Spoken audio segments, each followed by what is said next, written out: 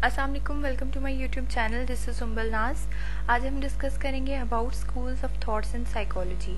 हर एक चीज़ के पीछे एक वजह होती है। जब भी एक कॉन्सेप्ट अराइज होता है उसमें काफ़ी ज़्यादा लोगों ने कंट्रीब्यूशन की भी होती है। तो इसी तरह से साइकोलॉजी की भी जब इमरजेंस हुई तो उसमें डिफरेंट साइकोलॉजिस्ट ने डिफरेंट टाइम पीरियड में अपना अपना रोल प्ले किया और उनके डिफरेंट व्यू पॉइंट्स भी थे रिलेटेड टू साइकोलॉजी। वो ये समझते थे कि साइकोलॉजी की स्टडी यानी कि ह्यूमन बिहेवियर की ह्यूमन की स्टडी को हम कैसे अच्छे से कर सकते हैं। इसमें डिफरेंट साइकोलॉजिस्ट ने अपने व्यू पॉइंट कुछ इस तरह से दिए। कुछ कहते थे कि स्ट्रक्चर इम्पोर्टेंट है, कुछ साइकोलॉजिस्ट कहते थे कि फंक्शन इम्पोर्टेंट है, कुछ साइकोलॉजिस्ट कहते थे कि जो एक्सटर्नल एनवायरनमेंट है वो इम्पोर्टेंट है और वो ह्यूमन के ऊपर डायरेक्टली अफेक्ट करती है या फिर इनडायरेक्टली। और कुछ साइकोलॉजिस्ट ये कहते थे कि ह्यूमन को एज अ होल स्टडी करना चाहिए, ना कि उसके डिफरेंट पार्ट्स में। किसी भी पर्सपेक्टिव को अगर हम स्टडी करें तो वो उसको होली स्टडी करना चाहिए हमें। और इसके अलावा कुछ ये कहते थे कि हर एक ह्यूमन की अपनी पोटेंशियल है और वो अपने ही हिसाब से कोई भी चीज़ अटेन करता है या उसकी अपनी मोटिवेशन होती है। और जब हम बात करते हैं फर्स्ट स्कूल ऑफ थॉट की तो नाम आता है विल्हम वुंड का और इस स्कूल ऑफ थॉट को स्ट्रक्चरलिज्म कहा जाता है। Structuralism first school of thought था जिसका कॉन्सेप्ट विल्हम वुंड ने रखा था। विल्हम वुंड ने अपना एक लेबोरेटरी ओपन किया था लिप्सिक यूनिवर्सिटी में जर्मनी में, और जिसकी वजह से साइकोलॉजी की एज अ फील्ड इमरजेंस भी हुई थी। अब विल्हम वुंड का ये कॉन्सेप्ट था कि जब भी हम स्ट्रक्चर ऑफ माइंड को इन डिटेल स्टडी करते हैं तो इट्स मीन कि हम ह्यूमन साइकी को बहुत ही अच्छे से स्टडी कर सकते हैं। यानी कि ह्यूमन साइकोलॉजी को अगर आप चाहते हैं कि बहुत ही अच्छे से स्टडी करें, इट्स मीन कि आपने अपनी जो भी स्ट्रक्चर ऑफ माइंड है उसकी डिटेल स्टडी करनी है, उसकी डिटेल इन्वेस्टिगेशन करनी है। इसके अलावा जो विल्हम वुंड थे उन्होंने इंट्रोस्पेक्शन मेथड को एज अ साइंटिफिक कंसिडर किया था। इंट्रोस्पेक्शन मेथड ये होता है कि जिसमें आप खुद को ऑब्जर्व करते हैं। ये सेल्फ रिपोर्टिंग मेथड होता है जिसमें आप अपनी इमोशंस को, अपनी फीलिंग्स को, अपनी मोटिवेशन को खुद रिपोर्ट कर रहे होते हैं कि now what I am feeling, अभी मुझे कैसा महसूस हो रहा है, क्यों मैं इस तरह से सोच रहा हूँ। तो ये तमाम चीज़ें इंट्रोस्पेक्शन मेथड के अंदर आ जाती हैं। अब जो इंट्रोस्पेक्शन मेथड है अगर हम उसको देखें डेफिनेशन की तरफ तो यानी कि खुद को, अपने आप को इतना देखना, अपनी इतनी इन डेप्थ एनालिसिस करना, उसके बाद फिर उसको रिफ्लेक्ट करना कि हम कैसा फील कर रहे हैं। ठीक है, फिर उस तमाम चीज़ों की जो भी हम सोचते हैं, जो भी हमारे अंदर मौजूद है, जो हमारे हिडन थॉट्स हैं या फिर जो चीज़ें जो कि बाहर नज़र नहीं आती, उनको जब रिफ्लेक्ट करेंगे, फिर उनका एनालिसिस करेंगे और फिर अपने ही एक्सपीरियंसेस से उसका कोई एक सेंस दे देंगे, तो ये हमारे पास इंट्रोस्पेक्शन मेथड है। तो ये तमाम जो चीज़ें हैं इंट्रोस्पेक्शन की जब भी हम बात करें तो ये सेल्फ रिपोर्टिंग मैयर आ जाता है।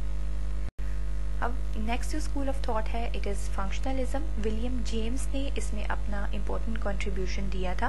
विलियम जेम्स ये कहते थे कि mind is like a fluid, stable नहीं है, और जो हमारा कॉन्शियसनेस है वो ऑन गोइंग है। जिस तरह से पिछले लेक्चर में भी हमने बात की कि विलियम जेम्स ने कहा था कि उन्होंने एक कॉन्सेप्ट दिया था that was known as stream of consciousness, कि जो भी हमारा कॉन्शियसनेस है, the thing that we are going to attend, या जिसको हम अटेंशन दे रहे हैं वो हमारा कॉन्शियसनेस है। और कॉन्शियसनेस जब फ्लो में होता है तो इट्स मीन कि ये है, ठीक है, इसकी डिसकंटिन्यूएशन फॉर्म में नहीं होता, प्रॉपर एक फ्लो में कॉन्शियसनेस जाता है। इसके अलावा ये कहते थे कि स्ट्रक्चर के बजाय फंक्शन को स्टडी करना इज मोस्ट इम्पॉर्टेंट, कि अगर हम माइंड के फंक्शन को स्टडी करेंगे तो हम ह्यूमन साइकोलॉजी को ज़्यादा अच्छे से स्टडी कर सकते हैं। इसके अलावा ये जो चार्ल्स डार्विन थे जो कि नेचुरल सिलेक्शन पे जिन्होंने काम किया था, सर्वाइवल ऑफ फिटेस्ट थ्योरी दी थी, उनकी टीचिंग से काफ़ी इन्फ्लुएंस थे ये। तभी ये ज़्यादा जो है वो फंक्शनलिज्म की तरफ आए थे कि वो कंपोजिशन पे किस चीज़ से मिलके बना हुआ है, that is not much important, कि फंक्शन इज़ इम्पॉर्टेंट कि कोई भी चीज़ है वो अपना रोल प्ले क्या करी है। जैसे कि माइंड की हम लोग बात कर रहे हैं, कॉन्शियसनेस की बात कर रहे हैं, तो जैसे रूट्स ऑफ साइकोलॉजी में हमने डिस्कस किया था कि डिफरेंट साइकोलॉजिस्ट ने अपने व्यू पॉइंट्स दिए। अब उन्होंने ये कहा कि जब भी हम बात करते हैं अबाउट साइकोलॉजी तो कुछ ने कहा इट इज़ अबाउट सोल, कुछ ने कहा it is about body and soul, कुछ ने कहा इट इज़ अबाउट माइंड, कुछ ने कहा अबाउट कॉन्शियसनेस। तो जब भी हम साइकोलॉजी को इन डेप्थ स्टडी करना चाह रहे हैं तो function is important according to functionalist school of thought, यानी कि विलियम जेम्स के अकॉर्डिंग। इसके अलावा फंक्शनलिज्म में हम उन मेंटल प्रोसेसेस को देखते हैं जिसकी वजह से हम लोग इस चेंजिंग वर्ल्ड में सर्वाइव भी कर रहे हैं और हम एडॉप्टेशन भी शो कर रहे हैं।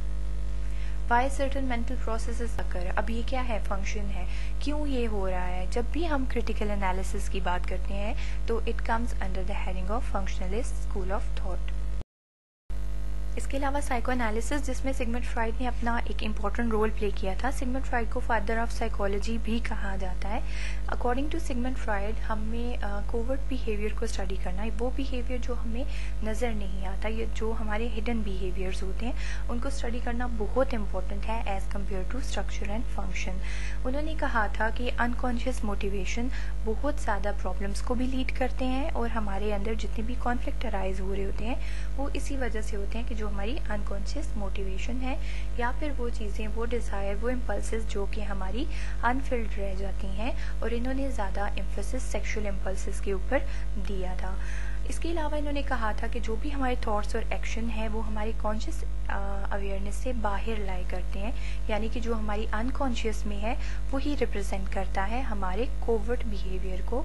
और उन्होंने कहा था कि ये पर्सनैलिटी फॉर्मेशन में डायरेक्टली अफेक्ट कर रहे होते हैं।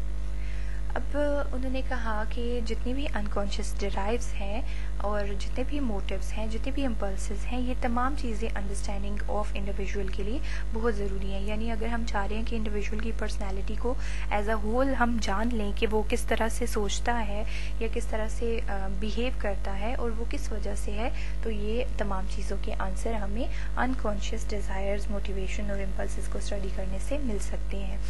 इसके अलावा सिगमंड फ्रॉइड ने आइसबर्ग फार्मूला दिया था। अकॉर्डिंग टू हिम, वो ये कहते थे कि जो हमारा कॉन्शियस माइंड है वो बिल्कुल उसका एक स्मॉल पोर्शन है जो कि हमें सामने नज़र आता है, लेकिन हमारे जो हिडन पोर्शन है उसका बहुत ही एक लार्ज पार्ट है जो कि हमारे कॉन्शियसनेस में नहीं होता।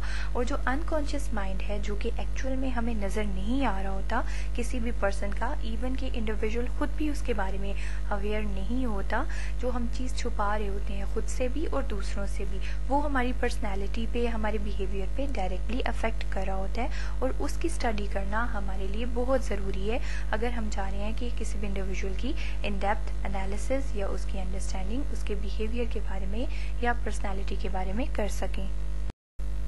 Next school of thought is behaviourism. Behaviourism की जब हम बात करते हैं तो इसमें नंबर ऑफ साइकोलॉजिस्ट आ जाते हैं जिन्होंने ये कहा था कि अगर हम ह्यूमन बिहेवियर को स्टडी करना चाहते हैं तो हम क्या करेंगे कि स्टिमुलस और रिस्पॉन्स में रिलेशनशिप देखेंगे। ये बी.एफ. स्किनर ने कहा था। इसके अलावा जे.बी. वॉटसन हैं जिन्होंने कहा था कि अगर हम कोवर्ट बिहेवियर को स्टडी करना चाह रहे हैं या फिर डिफरेंट तरह के जो भी मेंटल प्रोसेसेस हैं तो उनको हम साइंटिफिकली स्टडी कर सकते हैं।